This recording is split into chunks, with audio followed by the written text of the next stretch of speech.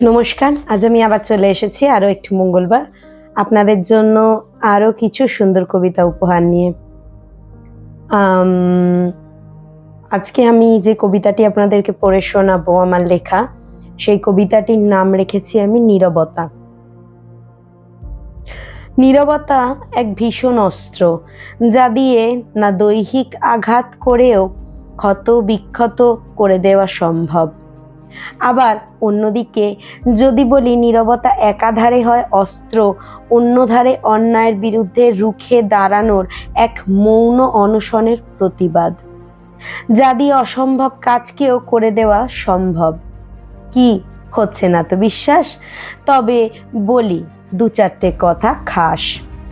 ধরো, যদি কোনো মানুষকে তুমি খুব বাসো ভালো, তোমার হৃদয়ে তার একচ্ছত্র বাস।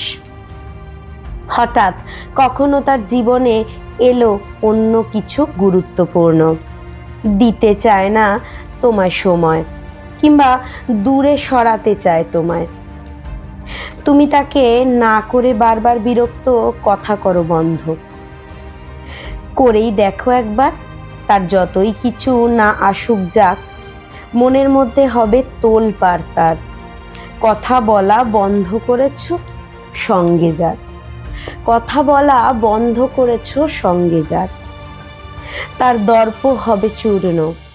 হ্যাঁ জানি, এ করা বড়ই কঠিন, কিন্তু দিলে বেশি প্রাধান্য বা প্রশ্রয়, তোমাকে সে ধরেই নেয় এলেবেলে। তাই গুরুত্ব দেওয়া ব্যাপারটাকে করতে হবে ক্ষীণ।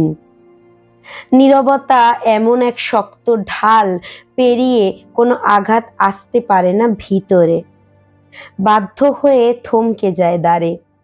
নীরবতা এমন তলোয়ার, যার দেওয়া আঘাতে হাজার আমি কেউ কেটা।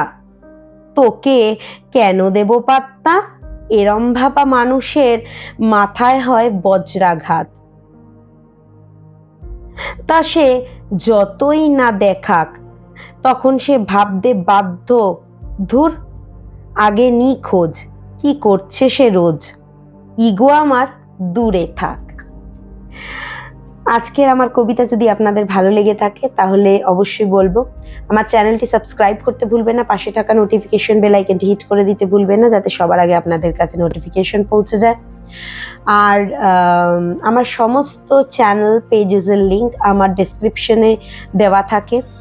আর আমার ফার্স্ট কমেন্টেও আমার পুরনো কবিতার লিঙ্ক, আমার ফেসবুক পেজেসের লিঙ্কস দেওয়া থাকে। এবং যদি কেউ আমার ফেসবুক পেজ থেকে দেখেন, সেক্ষেত্রে আমার কমেন্ট সেকশনে অন্য ইউটিউব চ্যানেল এবং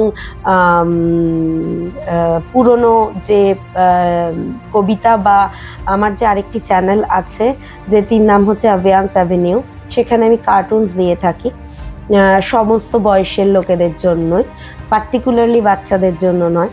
তো সেগুলো চেক আউট করতে পারেন। আর ভালো লাগলে অবশ্যই যে চ্যানেলই দেখেন, যদি ভালো লাগে অবশ্যই সাবস্ক্রাইব করে যেতে ভুলবেন না, যাতে পরবর্তী আমি কোনো ভিডিও ছাড়লে আপনাদের কাছে নোটিফিকেশন তো পৌঁছয় অবশ্যই, আপনারা সেটিও যাতে দেখতে পান। আপনারা যদি সাবস্ক্রাইব না করেন তাহলে সেক্ষেত্রে আমার পরিবারের সদস্য হিসেবে আমি আপনাদেরকে সুন্দর সুন্দর কবিতা উপহার দিতে পারবো না। আর আরেকটা